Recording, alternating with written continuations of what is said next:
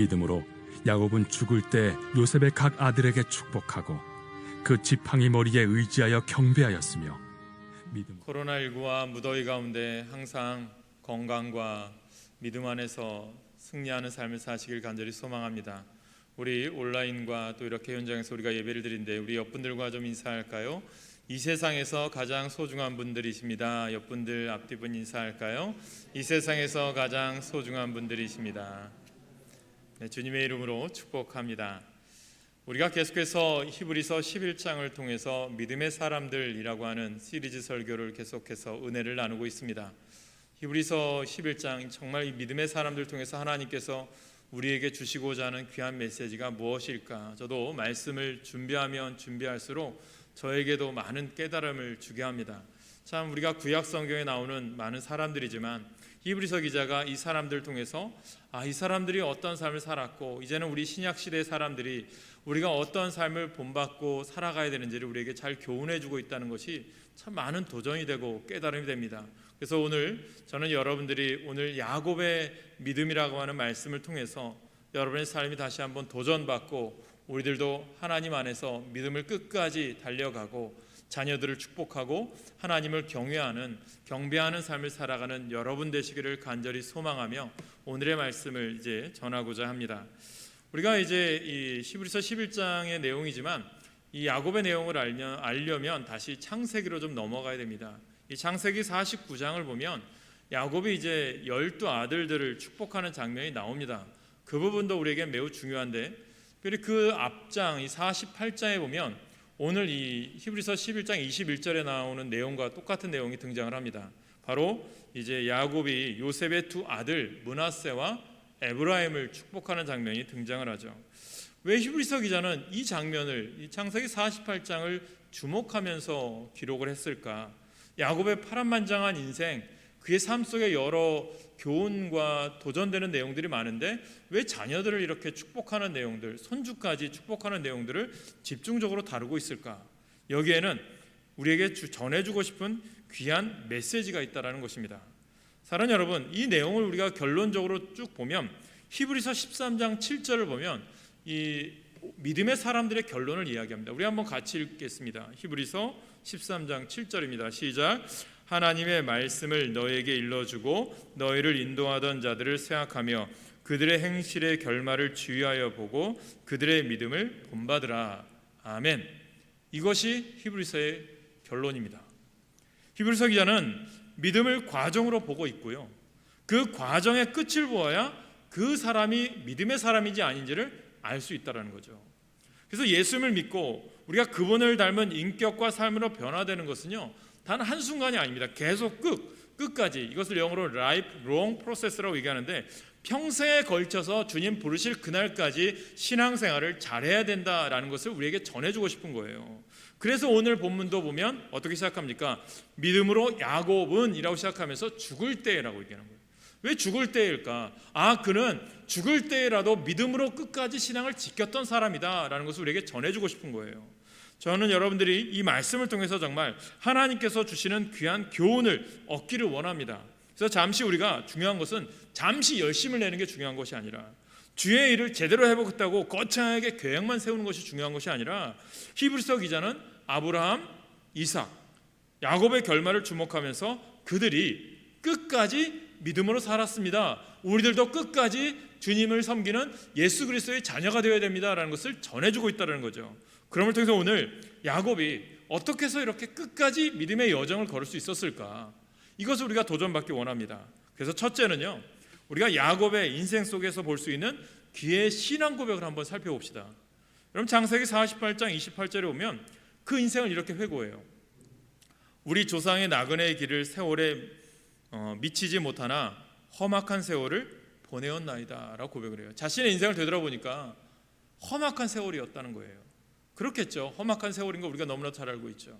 우리들도 우리가 건강식을 하고 몸에 좋은 것을 많이 먹기도 하고 운동도 꾸준히 하면서 어느 정도 건강을 유지할 수 있다라고 생각을 하죠. 그러나 가는 세월을 우리는 붙잡을 수 없어요. 늙으면 면역이 떨어지고 병치를 하는 것이 당연한 것 같습니다. 또 언제까지 건강하던 분이 또 한번 크게 아프고 나면 또 금방 나이 들어 보이는 모습도 우리가 주변에서 볼 수도 있는 거죠. 그런데 우리는 이 늙음의 삶의 한 부분으로, 늙음을 삶의 한 부분으로 우리는 받아들여야 됩니다. 우리도 언젠가는 이 늙음을 통해서 우리가 하나님께 부름받을 날이 있다는 거죠. 떠나갈 날이 있다는 거죠. 왜냐하면 흙으로 태어나서 흙으로 돌아가야 되기 때문이겠죠. 그런데 우리는 마지막 부분에 어떻게 결말을 내느냐, 어떤 모습으로 사느냐가 매우 중요하다는 것입니다. 야곱도 피해갈 수 없는 인생의 길에 접어들었던 것 같습니다. 그래서 오늘 본문의 시작이 믿음으로 야곱은 죽을 때라고 시작을 합니다. 믿음으로 죽을 수 있다는 것이 얼마나 행복한 일입니까? 그런데 그렇다고 해서요, 인생을 엉망으로 살다가 마지막에 내가 믿음으로 고백할 수 있다? 이것은 쉽지 않은 일입니다. 그래서 처음 내가 믿음으로 끝까지 살려면 지금부터라도 신앙생활을 제대로 해야 된다는 거예요. 믿음으로 죽기 위해서는요, 지금 현실 속에서도 끊임없는 믿음의 삶을 제대로 살아야 한다는 것입니다. 여러분, 젊은 날의 야곱 한번 생각해 보셨습니까? 알다시피 태어날 때 어떻습니까? 에서, 쌍둥이 형제잖아요. 에서의 발 뒤꿈치, 자기가 좀 먼저 태어나고 싶어서 발 뒤꿈치를 잡고 태어났다고 해서 이름을 야곱, 뒤꿈치를 잡은 자다라고 하는 이름을 지었어요. 그리고 어떻게 해서든지 자기가 복을 받기 위해서는 수단과 방법을 가리지 않았던 사람이잖아요. 우리가 에서에게 장자의 축복권이 있으니까 이 장자의 축복권을 빼앗기 위해서 에서가 배고픈 틈을 타서 어떻게 합니까? 팥죽 한 그릇에 장자의 축복권을 삽니다. 정말 그 한 그릇에 넘어간 이 에서도 참 잘못되었죠.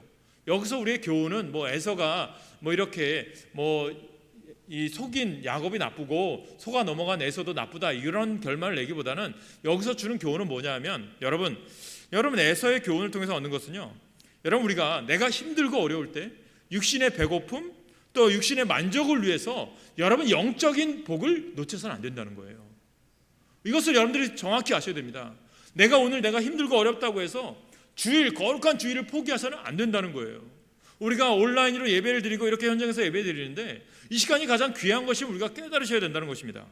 그래서 여러분에게 주일 예배에 대해서 말씀드리지만 영적 축복의 우선권을 두시길 바랍니다. 여러분들에게 정말 정확하게 주일에 일하는 것에 대해서 성경적인 기준을 전해드리고 싶어요. 뭐냐 하면, 여러분 주일에 일하는 것에 대해서는 어떻게 되냐면 사람의 생명을 살리는 일과 선한 일을 하는 것에 국한되어서 초점을 맞춰야 돼요.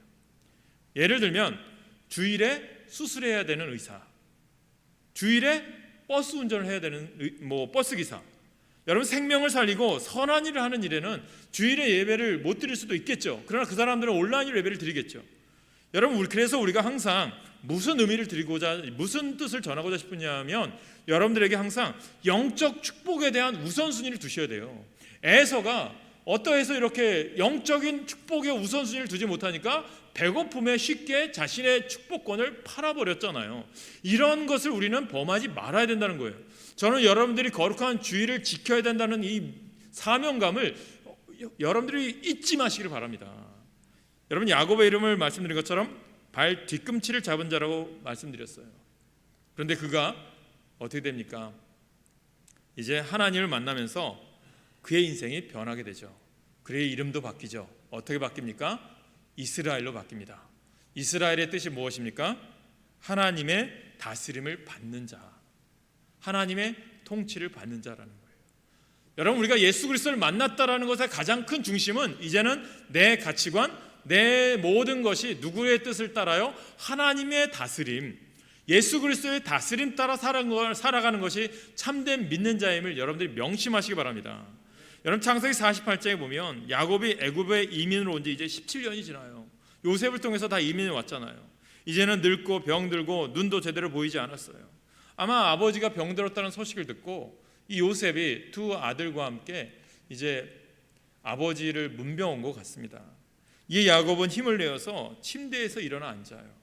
늙고 병든 그가 자식을 위해서 마지막으로 해줄 수 있는 게 무엇일까? 그래도 자기가 사랑하는 요셉이잖아요. 어떻게 보면 라헬을 사랑해서 외삼촌 라반의 집에서 14년 동안 죽도록 일하면서 태어난 아이가 요셉이잖아요. 그 아이를 사랑했고 또 이 아이 요셉이 손주까지 데리고 왔어요. 얼마나 감사합니까? 자신이 육신이 힘들어서 누워있지만 힘내서 지팡이를 의지하여 서서 침대에 모퉁이에 앉았어요. 근데 자녀들에게 해주고 싶은 게, 가장 중요한 게 뭘까요?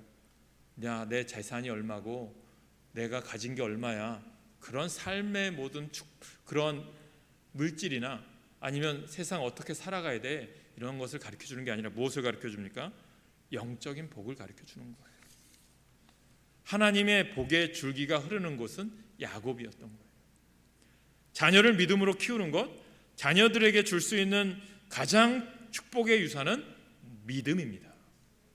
또 자녀들이 부모님들에게서 들을 수 있는 복은요, 바로 부모님들에게 믿음의 확신을 들으셔야 돼요.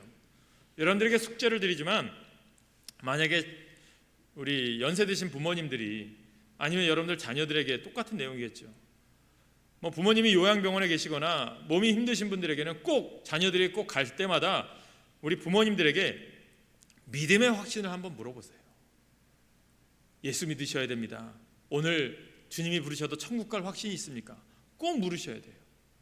시편 23편을 읽어주셔서 주님은 나의 목자시고 사망의 음침한 골짜기를 갈지라도 나를 푸른 초장과 쉴만한 물가로 인도하신 분은 오직 주님이시다라는 것을 부모님으로부터 고백을 받으셔야 되고, 자녀들에게도 너희들 내가 이렇게 지금 살 수 있는 것은 내가 하나님을 섬겼고 예수 그리스도를 믿었기 때문이다라는 것을 가르쳐주고 그 고백을 받으셔야 돼요. 그것이 여러분들이 우리에게 줄 수 있는, 부모님에게서 들을 수 있고 자녀들에게 줄 수 있는 가장 큰 복이라는 거예요. 여러분, 하나님이 아브라함을 부르실 때에 이렇게 말씀하시잖아요. 창세기 12장 2절 3절에 보니까 내가 너로 큰 민족을 이루고 내게 복을 주어 내 이름을 창대하게 하리니 너는 복이 될지라. 너를 축복하는 자에게는 내가 복을 내리고 너를 저주하는 자에게는 내가 저주하리니 땅의 모든 족속이 너로 말미암아 복을 얻을 것이라 하신지라. 이렇게 약속을 해주셨어요. 아브라함은 그 약속을 이삭에게 전수했고 이삭은 야곱에게 전수했습니다. 이제 세상을 떠날 때가 가까운 야곱이 그 약속을 요셉과 그 아들들에게 전해요. 여러분, 야곱의 인생을 계속 보지만 그의 인생이 변하게 된 계기들을 잘 보세요. 창세기 35장 6절에 보면 야곱과 그와 함께한 모든 사람이 가나안 땅 루스 곧 베델에 이르고, 여러분 가나안 땅 루스에서 이 루스라는 뜻은 어디입니까? 무슨 뜻입니까? 여러분, 야곱이 하나님을 처음 만난 곳이 루스입니다. 이 루스의 뜻은 황무지예요. 그가 분노한 형의 낯을 피하여 외삼촌 라반의 집으로 가는 중에, 하란으로 가던 중에 들판에서 차량하게 돌베개 베던 잠에 베고 잠을 들었는데 잠 중에 꿈을 꾸어요. 어떤 꿈을 꿉니까? 불안과 두려움에 지쳐있던 그에게 하나님이 꿈속에 나타나요. 그리고 그에게 놀라운 약속을 해주세요. 창세기 48장 4절에 보니까 내게 이르시되 내가 너로 상육하고 번성하게 하여 내게서 많은 백성이 나게 하고 내가 이 땅을 내 후손에게 주어 영원한 소유가 되게 하리라 하셨느니라. 하나님은 아브라함과 이삭에게 하셨던 약속을 야곱에게도 하셨어요. 가나안을 야곱과 그의 자손에 주시고 야곱의 자손이 땅에 티끌같이 많아지게 되고 땅의 모든 족속이 야곱과 그의 자손을 인하여 복을 얻을 것이다 라고 약속해 주셨어요. 사랑하는 여러분, 그의 인생을 되돌아보니까 모든 것이 하나님의 인도하심이었던 것을 깨달은 거죠. 사랑하는 여러분, 야곱이 또한 깨달은 것은 그의 인생을 보니까 그가 어디로 가든지 그를 지키며 그를 이끌어 이 땅으로 돌아오게 하실 것을 약속하셨어요. 야곱은 자다가 깨어 베고 있던 돌을 세우고 거기에 기름을 부어요. 야곱은 감격하면서 이렇게 얘기하죠. 하나님이 나와 함께 계셔서 내가 가는 이 길에서 나를 지키시고 먹을 양식과 입을 옷을 주시고 나를 평안히 아버지 집으로 돌아가게 하신다면 여호와께서 나의 하나님이 되실 것이요 내가 기둥으로 세운 이 돌이 하나님의 전이 될 것이요 하나님께서 내게 주신 모든 것들의 10분의 1을 내가 반드시 하나님께 드리겠나이다 라고 서원을 해요. 무엇을 약속합니까? 혼자인 줄 알고 떨었는데 하나님이 함께 하시고 깨달았어요. 그러면서 그가 깨달으면서 거기서 무엇을 합니까? 경배하고 예배를 드려요. 그래서 그곳에 루스라는 이름이 무엇으로 바뀌어요? 베델, 하나님의 집으로 바뀐 줄 믿으시길 간절히 축원합니다.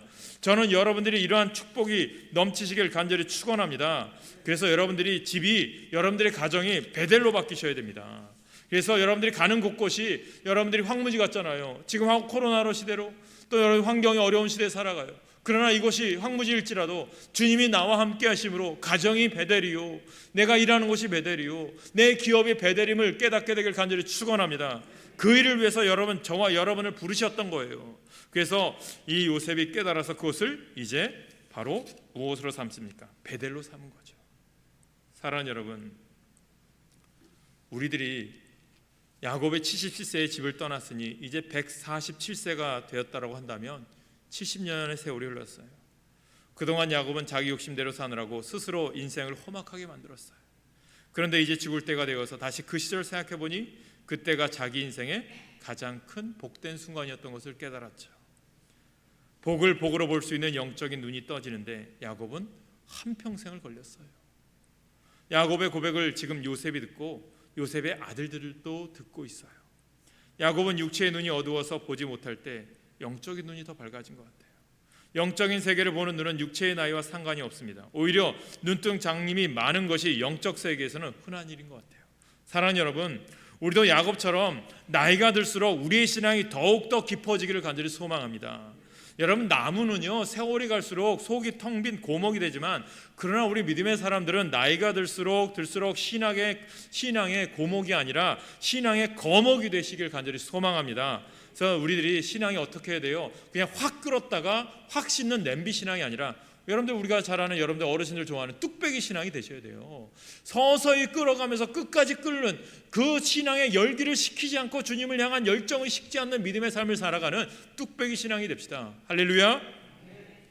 사랑하는 여러분, 하나님 나라의 비밀을 깨닫는 것은, 그래서 우리가 아는 것은 얼마나 오래 내가 교회 출석했느냐 별 상관이 없어요. 내가 어떤 직분을 가지고 얼마나 거창한 일을 하느냐에 달려있지 않습니다.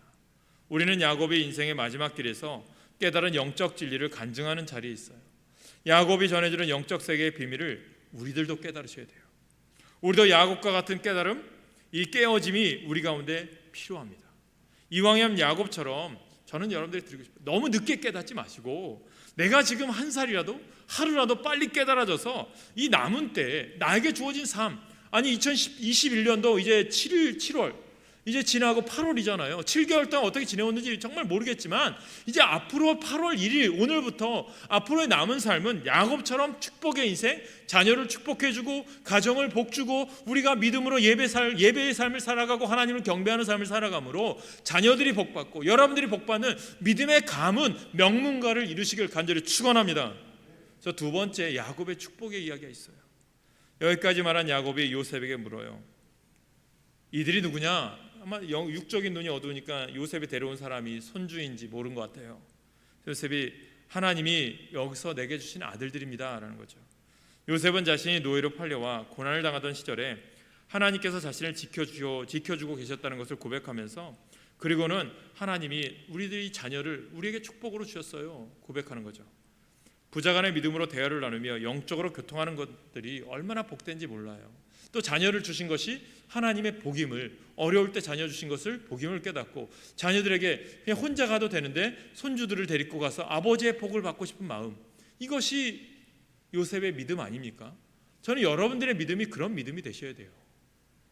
야곱이 요셉의 두 아들을 축복하겠다고 해요. 요셉은 아버지의 무릎에서 두 아들을 물러서게 하고 바닥에 엎드려서 아버지에게 절을 해요. 그러고 나서 에브라임을 야곱의 왼편에, 그리고 므낫세를 야곱의 오른편에 앉혔어요. 왜 그랬을까요? 오른손에 축복의 권한이 있어요. 장자의 축복의 권한. 그래서 므낫세가 장자니까 이 요셉은 아버지 이 야곱으로부터 이 므낫세가 축복받기를 원해서 오른쪽에 므낫세를 앉히고 왼편에 이제 에브라임을 앉힌 거죠. 그런데 어떤 일이 벌어지죠? 야곱이 축복을 해주기를 원했는데, 축복하려고 하는데 갑자기 팔을요 X자로 하는 거예요. 아버지가 왜 이렇게 하지? 이유가 뭐지? 아버지가 갑자기 실수하시나? 나이 들어서? 그런 생각을 했겠죠. 근데 여기에 뜻이 있습니다.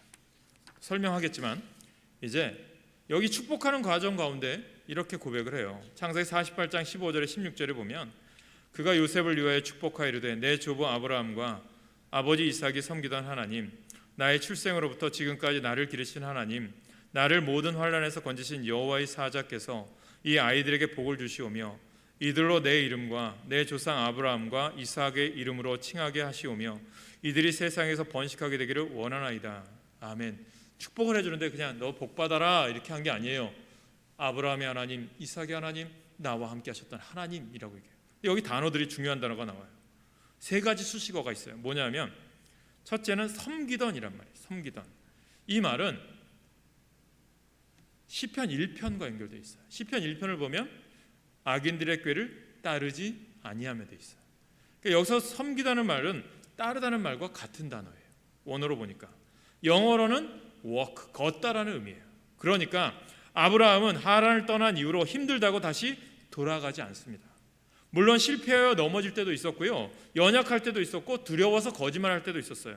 그러나 하나님의 약속을 붙들며 더 나은 본향을 바라보며 믿음으로 나아갈 때 아브라함이 하나님이 기뻐하시는 믿음의 인물이 되었다는 거예요. 그러니까 자녀들에게, 손주에게 뭡니까? 너희들 어려워도 믿음 생활 되돌아서면 안 돼. 우리 할아버지 아브라함의 하나님은, 아브라함은 네가 힘들다고 어렵다고 뒤돌아보지 않았어. 갈대아 우르를 떠나서 가나안 땅을 향해서 끊임없이 나아갔단다. 너희들도 이 믿음, 우리 아버지 이 아브라함이 섬기던 하나님, 아브라함이 쫓아다녔던 하나님을 너희들도 그렇게 만나야 돼라는 축복을 첫째 한 거고요. 두 번째는 기르시라는 단어가 있어요. 기르신. 이 번역된 말을 원래 의미를 보니까 가축을 돌본다라는 뜻이에요. 돌본다.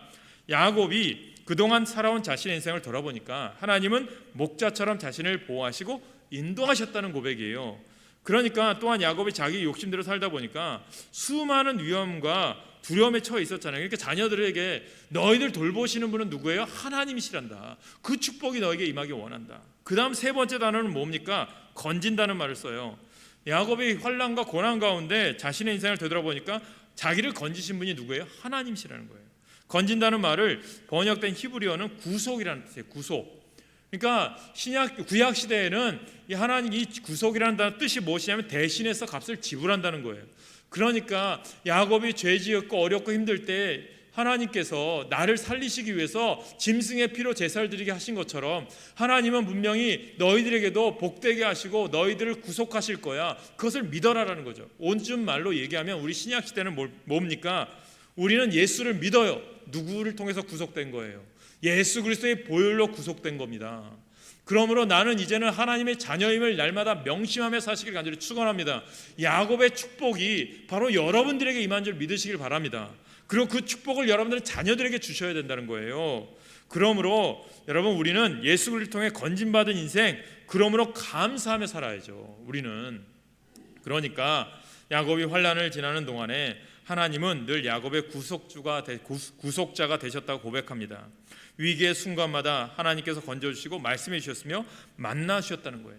여기서 여호와의 사자라고 한 것은요, 단순한 천사라는 것보다도 어떻게 보면 우리로 얘기하면 성육신하기 전에 예수님이 아니실까 생각해 볼 수도 있겠죠. 그러니까 할아버지와 아버지와 동행했던 하나님, 야곱의 목자가 되어 돌보시고 구속자가 되어 주신 건지신 하나님, 이제 요셉의 자식들에게도 복을 주시기를 원합니다. 그 복을 원한 거예요. 사랑하는 여러분, 그런데 요셉은 아버지 오른손을 이제 X자로 했다고 그랬잖아요. 왜 이렇게 했을까? 아버지 그래도 장자에게 복 주셔야죠 할 수 있겠죠. 근데 아버지의 손을 붙들고 옮기려고 하니까 야곱은 그대로 하죠. 아들아, 나도 한단다, 그렇게 얘기하죠. 무슨 의미입니까? 여기에는 하나님의 뜻이 있다는 거죠. 그러니까 우리가 영적인 복을 놓치지 마시라는 거예요. 에서를 축복하려던 이삭의 생각과 야곱을 축복하려던 하나님의 생각이 달랐던 것처럼 므낫세를 축복하려는 요셉의 생각과 에브라임을 축복하려는 하나님의 생각이 달랐다는 거예요. 뭐냐면 인간적인 뜻이 아니라 하나님의 뜻이라는 거예요. 저는 여러분들이 내가 장자니까 당연히 축복이 내 것이다, 아니에요. 축복 받을 만한 자세가 되시길 바랍니다. 하나님의 은혜 받을 만한 자세가 되시길 간절히 축원합니다. 내가 교회에 나오니까 당연히 구원받겠지, 아니에요. 내가 구원받은 자의 삶을 사셔야 된다는 거예요. 오늘 이것을 우리에게 알려주는 거예요. 요셉이 이것을 깨달은 거죠. 그래서 사랑하는 여러분, 야곱은 나이 많아 육신의 눈은 어두웠지만 영의 눈이 밝았어요. 하나님과 함께하며 환난을 지나는 동안 믿음의 사람이 되었다는 거예요.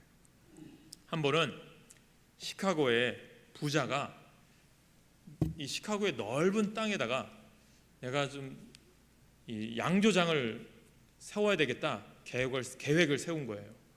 그래서 이 땅을 다 사놓고 그래도 축복받고 싶어서 그 당시 유명한 D.L. 무디 목사님을 모신 거예요. 목사님, 제가 이곳에 이제 양조장을 짓고 큰 사업을 하려고 합니다. 축복해 주세요라고 초청을 한 거죠. D.L. 무디가 망설인 거죠. 목사가 어떻게 술 만드는 곳에 가서 축복을 해야 되나 고민을 했죠. 그런데 무디가 그곳에 갔어요. 그런데 기도를 이렇게 합니다. 하나님, 이곳에 양조장이 아니라 하나님의 성전이 지어지게 하옵소서. 간절히 기도해요. 이 기도를 받은 이 시카고의 부자가 아니 목사님을 초대했더니 이렇게 했다고 화내거나 뭐 목사님을 뭐라고 나무란 게 아니에요. 그래도 이 사람이 믿음이 있던 사람인 것 같아요. D.L. 무디 목사님의 기도를 듣고 자기가 회개해서 양조장을 지으려고 했던 모든 땅에 있는 것들을 계획을 다 취소하고 그곳에 교회를 세웁니다. 그 가정이 하나님의 축복이 임해요. 사랑하는 여러분, 오늘 우리들이 어떻게 살아가느냐, 이것은 매우 중요합니다. 하나님의 말씀이 수도 없이 선포되어지는 속에서 내가 하나님 말씀대로 순종하며 살아가는 자에게는 하나님이 인생을 인도하시고 복 주시는 분이에요. 야곱은 그런 인생을 살았던 거죠. 셋째, 야곱이 마지막 노년까지 한 게 뭘까요? 야곱의 경배, 예배자의 삶이에요. 본문은 야곱의 인생 중에서 가장 아름다운 마지막 장면을 보여줘요. 야곱의 나이가 147세예요. 지팡이를 의지하지 않고는 설 수가 없어요. 그러나 그는 온 힘을 다해서 지팡이를 의지하고 침상 머리에 앉았고 하나님을 경배했습니다. 젊은 시절 그는 하나님을 의지하기보다는 자신의 의지와 꾀를 믿고 살았던 사람이에요. 야곱은 힘이 쇠약하고 스스로 설 수 없는 지경에서도 지팡이를 의지하여 하나님께 예배를 드렸어요. 항상 예배의 소중함을 깨닫게 되기를 여러분들이 알게 되기를 간절히 축원합니다. 그리고 그는 어떤 인생을 살았어요? 되돌아보니까 그가 예배자로 설 수 있었던 배경은요, 그는 가는 곳곳마다 하나님의 제단을 쌓고 경배를 드려요. 베델 말씀드렸잖아요. 루스라는 곳이 베델로 되었어요. 세겜에서도 에헬로헤 이스라엘이라고 부르면서 하나님의 성전을 예배를 드려요. 또 자신의 가정에 어려움이 와요. 디나의 사건이 발생하죠. 그때 가족을 모두 다 자녀들을 정결케 하고 베델에 올라가 단을 쌓고 하나님께 경배를 이루러 다시 베델을 엘 베델이라고 불렀습니다. 사랑하는 여러분, 예배란 하나님의 사랑과 은총과 계시에 대한 성도들의 응답의 행위입니다. 오직 하나님께 최고의 영광을 돌리는 것입니다. 우리의 임종이 야곱과 같이 거룩하게 되기를 원한다면 평소에 우리의 신앙생활에 충실하시길 바랍니다. 우리가 온라인 예배를 드리든 여러분들이 이 시간에 예배를 드리든 어느 곳에 있든 저는 여러분들이 예배에 소홀히 하지 않기를 간절히 소망합니다. 교회는요, 살아계신 하나님께 예배하는 장소입니다. 세상 사람들이 보기에 위대한 업적을 남기지 못한다 할지라도 주어진 환경 가운데서 자족하며 우리를 향하신 하나님의 뜻을 알기 위해 무릎을 꿇어야 하고 그 뜻을 이루기 위해서 우리는 최선을 다하셔야 합니다. 기도하다 가기 원합니다. 찬양하다 가기 원합니다. 말씀 읽다가 가기 원합니다. 복음 전하다 가기 원합니다. 저는 이런 것들이 우리의 기도의 제목이 되어야 돼요. 믿음으로 살다가 자녀들을 믿음으로 축복하면서 예배하는 삶을 살다가 부름받기를 간절히 소망합니다. 오늘 야곱을 통해서 얻는 교훈이 무엇입니까? 첫째, 믿음으로 주의 뜻을 받아들입니다. 지난주 이삭이 야곱을 축복하는 장면에서 그가 어떻게 자신의 뜻이 아닌 하나님의 뜻을 수용할 수 있는지 우리가 살펴보았어요. 비슷한 장면이 야곱이 요셉의 아들들을 축복하는 그런 장면에서 다시 반복됩니다. 요셉은 자기의 아버지 야곱이 나이 순서대로 므낫세에 베풀 것을 기대했고 므낫세를 아버지 오른편에 에브라임을 왼편에 앉혔어요. 그런데 야곱은 오른손으로 왼편에 있는 에브라임에게 안수하고 축복을 했습니다. 요셉이 놀라 야곱의 손을 옮기고자 했어요. 웬만하면 사랑하는 아들 요셉의 소원을 들어줄 수 있겠으나 하나님의 뜻이 무엇인지 소중한 것을 알았기에 거부하고 그는 에브라임을 축복하죠. 오른손으로. 자식들은 아버지의 뒷모습에서 배운다라는 말이 있습니다. 자식들은 부모의 말에서 배우기보다 부모의 행동에서 배웁니다. 그래서 저는 그런 생각이 들어요. 내가 끝나고 난 뒷자리가 어떤 모습이냐에 따라 그 사람의 모습이 나타난다고 생각을 해요. 야곱은 여러 가지 면에서 불완전한 인격의 소유자였지만 하나님의 뜻을 소중히 여기는 인생이었어요.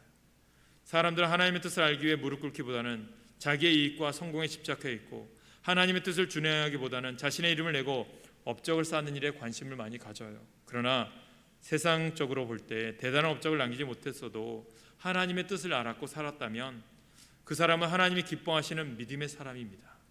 진정한 믿음은 하나님의 뜻을 분별하고 그 뜻대로 행하는 것입니다. 두 번째로, 믿음으로 자녀를 축복합시다. 인생의 마지막에 자녀들에게 무슨 말을 하시겠습니까? 내가 남겨놓은 재산 얼마가 되고 그것을 관리를 어떻게 하면 세상에 사는 비결 가르쳐 주겠습니까? 그것이 잘못되었다는 건 아니에요. 그러나 신앙인으로서 보다 귀한 모습을 야곱은 자식들에게 보여주었던 것처럼 우리들도 자식들에게, 자녀들에게 신앙을 물려주시기 바랍니다. 그래서 디모데후서 1장 5절에 보면 이런 말이 나와요. 우리 같이 읽어볼까요? 이런 내용이 있어요. 제가 이제 그냥 편하게 읽어드리면, 로이스의 믿음이 유니게에게, 유니게의 믿음이 디모데에게 내려갔다고 바울은 이야기해요. 그렇게 바울이 디모데를 칭찬하는 거죠. 자식에게 믿음의 유산을 남겨주는 것보다 귀한 것은 없어요. 조상이 섬겼던 하나님, 자기가 경험한 하나님이 어떤 분이신지를 알려줄 뿐만 아니라 그 하나님께서 주신 약속을 붙들게 하시면서 자식들에게 믿음을 전수하는 여러분 되시길 축원합니다. 세 번째로, 야곱은 믿음으로 하나님께 경배했어요. 예배자로 살아가는 것입니다. 히브리서 13장 15절에 의하면, 그러므로 우리는 예수로 말미암아 항상 찬송의 제사를 하나님께 드리자, 이는 그 이름을 증언하는 입술의 열매니라 라고 말씀했습니다. 구약의 제사에는 동물의 피를 드렸어요. 그러나 새 언약의 백성에게 요구되는 것은 하나님을 향한 감사의 제사입니다. 말세를 사는 우리가 하나님의 은혜에 감사하고 아버지 하나님을 찬양하며 예수님 안에서 자신의 것을 나누고 선을 행할 때 하나님은 그것을 우리가 드리는 거룩한 제사라고 여기시고 기뻐하실 것입니다. 사랑하는 여러분, 야곱은 한마디로 잡초 같은 인생이었죠. 야곱은 욕심이 너무 많고 조급하기까지 했고 교활했어요. 그런데 야곱은 부족했으나 하나님은 한 번도 야곱의 곁을 떠난 적이 없어요. 하나님은 그런 볼품없는 야곱을 붙잡아 주셨죠. 그 하나님은 오늘도 우리와 함께 하십니다. 히브리서 기자가 주목하는 이유는 생애 말년에 야곱이 털어놓는 진솔한 신앙 고백 때문입니다. 그가 경험한 하나님은 어떤 분이십니까? 그와 동행하시고 목자로 돌봐주시고 구속자가 되어 건지시는 하나님이시라는 거죠. 그래서 야곱은 어떤 사람이에요? 인생 피니시 웰한 사람이에요. 잘 마친 사람. 우리들도 피니시 웰하는 신앙생활 하십시오. 야곱이 147년의 파란만장한 삶을 사는 동안 속이는 사람 야곱에서 하나님을 다스림을 받는 사람 이스라엘로 변화되었습니다. 사랑하는 여러분, 히브리서 11장에는 여백이 많이 남아 있습니다. 그 여백이 저와 여러분의 이름도 올라갈 수 있기를 간절히 소망합니다. 저와 여러분들도 야곱처럼 믿음으로 살면서 믿음으로 축복하고 믿음으로 하나님께 경배하고 예배하며 살다가 믿음으로 영광의 나라를 소유하는 믿음의 사람들 되시길 예수님의 이름으로 축원합니다. 그 믿음으로 사셔서 야곱과 같은 아름다운 마무리함으로 하나님의 축복의 통로가 열리는 저와 여러분 모두가 되시길 간절히 축원합니다. 기도하겠습니다.